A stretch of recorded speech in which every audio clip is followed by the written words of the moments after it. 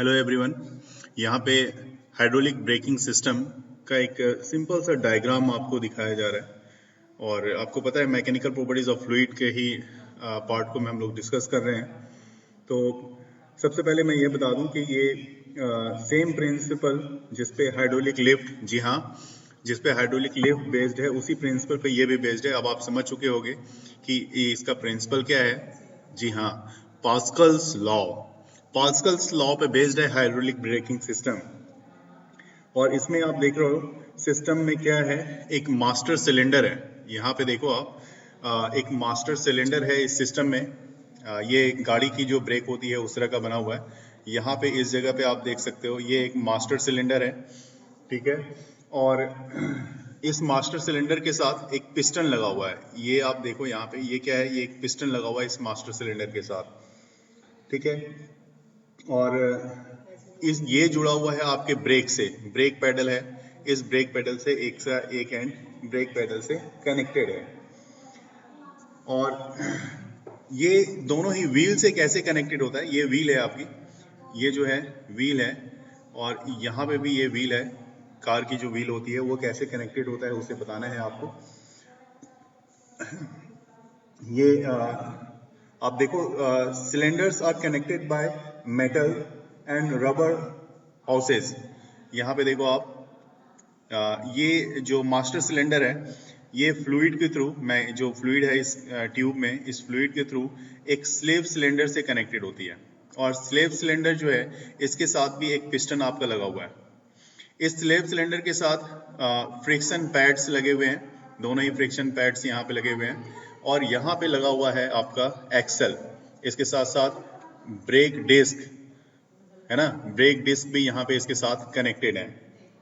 तो इसको देखते हुए यहाँ पे आप देख सकते हो, when you step on braking pedal, जैसे यहाँ पे आप ब्रेकिंग पैडल को रोकना चाहोगे, यू फोर्स अप्लाई, आप इस पे क्या करोगे, इस पे फोर्स, ब्रेक पे फोर्स अप्लाई करते हो। और ब्रेक पे फोर्स अप्लाई करने के कारण फ्लूइड जो है, जो मास्टर सिलेंडर है, इसकी फ्लूइड जो है इस डायरेक्शन में आगे की तरफ फोर्स अप्लाई करना स्टार्ट कर देती है, ठीक है। और यहाँ पे आउट ऑफ मास्टर सिलेंडर ये फ्लूइड जाता है, जिसके कारण piston in the slave cylinder, जो पिस्टन आपका स्लेव सिलेंडर में है, मूव आउटवर्ड, ये भी बाहर की तरफ इस तरह से फोर्स अप्लाई करना स्टार्ट करता है। And the volume of the oil constant, क्योंकि यहाँ पे जो लिक्विड ली हुई है इसकी वॉल्यूम तो कांस्टेंट है, इसको तो फिक्स है, इसको तो ना आप कम कर सकते हो ना ज्यादा कर सकते हो। This slave piston pushed friction pads, friction pads को ये पुश करेगा, और पुश करने के बाद ये ब्रेक, जो आपका डिस्क ब्रेक है उससे जाके ये डिस्क ब्रेक को जाके दोनों तरफ से ये कंप्रेस कर देगा, जिसके कारण डिस्क ब्रेक की मूवमेंट जो है वो रुक जाएगी। तो piston pushed friction pads against the rotating disc, thus the dissipating the kinetic energy of the car. Kinetic energy जो कार की है वो रिड्यूस हो जाएगी और फाइनली वो रुक जाएगी। और जहां तक मास्टर सिलेंडर की बात है, इसकी जो क्रॉस सेक्शनल एरिया है, आप देखो यहाँ पे जो इसकी क्रॉस सेक्शनल एरिया है वो बहुत ही कम है ना।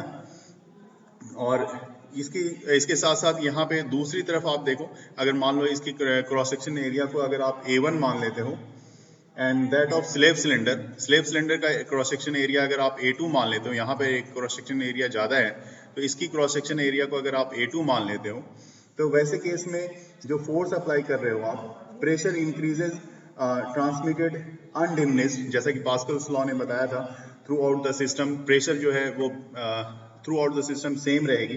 तो यहाँ पे फोर्स F2 जो अप्लाइड होगा, है ना, स्लेव सिलेंडर के कारण यहाँ पे जो फोर्स लग रहा होगा वो F2 इक्वल टू आपके पास होगा P इंटू A2, जैसा कि हमने हाइड्रोलिक लिफ्ट में भी देखा था।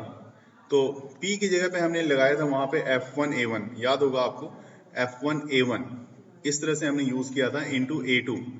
बिल्कुल मुझे लगता है आपको याद होगा, नहीं तो मैं एक बार चाहूंगा कि वहां पे आपको लेके आऊं।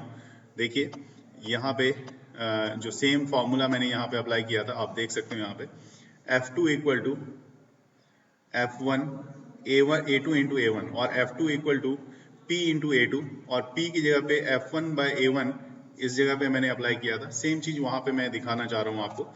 तो आपने इसलिए ये वाला जो है प्रीवियस वीडियो में आपने देख लिया। तो ये चीजें यहाँ पे जब अप्लाई होती है तो फोर्स आपको देखने को मिलता है इस तरह का, और यहाँ पे आप क्या करोगे, लिखोगे इसको A2/A1, तो सारा मेथड तो वही है, इंटू F1। अब since A1 is greater than, यहाँ पे भी आप देखो A1 A2 क्या है, A2 ग्रेटर है, तो यहाँ पे भी A2 is greater than A1 है ना, A1, तो F2 is also greater than, F2 भी बड़ा होगा, F2 is also greater than F1।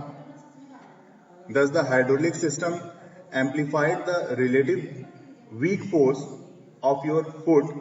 ये फुट का जो वीक फोर्स F1 लगाया गया है, इसको ये क्या कर देता है, ये लार्ज फोर्स अल्टीमेटली जो लार्ज फोर्स है F2 में ये चेंज कर देता है, और इसके कारण जो your wheels of the car stops the rotating, ये रुक जाती है, और फाइनली आपका हाइड्रोलिक ब्रेकिंग सिस्टम इस पे ये फंक्शन करता है। जिस हाइड्रोलिक लिफ्ट के बारे में, उसकी वर्किंग के बारे में मैंने बात की थी, उसी तरह से यहाँ पे मैंने सारी चीज़ों को डिस्कस तो कर दिया था, और उसी को लैंग्वेज में यहाँ पे मैंने पूरी तरह से लिख दिया है। यहाँ पे आप देख सकते हो, it is based on the principle of Pascal's law. The system include a master cylinder containing a piston actuated by the brake pedal and slave cylinder at each wheels. The cylinder are connected by a metal and rubber house, and the whole system is filled with oil. When you step on the brake pedal, you force fluid out of master cylinder. As a result, the piston in the slave cylinder move out to keep the volume of the oil constant. This slave piston push friction pads against the rotating disc, thus dissipating the kinetic energy of the cars. The master cylinder has much smaller area of cross section A1 than that of the slave cylinder A2, क्योंकि slave cylinder की area of cross section ज़्यादा है। Applying a force F1 to the master cylinder causes an increase of pressure P equal to F1 by A1. Thus pressure increases is transmitted and diminished according to the Pascal's law throughout the system, and then you will get the F2 equal to PA2, which is equal to P, the value of P is F1 by A1 into A2, and A2 by A1 equal to F1. If A2 is greater than A1 here, then F2 must be greater than F1. That's all. ये इस तरह से ये सारी चीजें जो है यहाँ पे आपके हाइड्रोलिक ब्रेकिंग के लिए सफिशिएंट है। Thank you.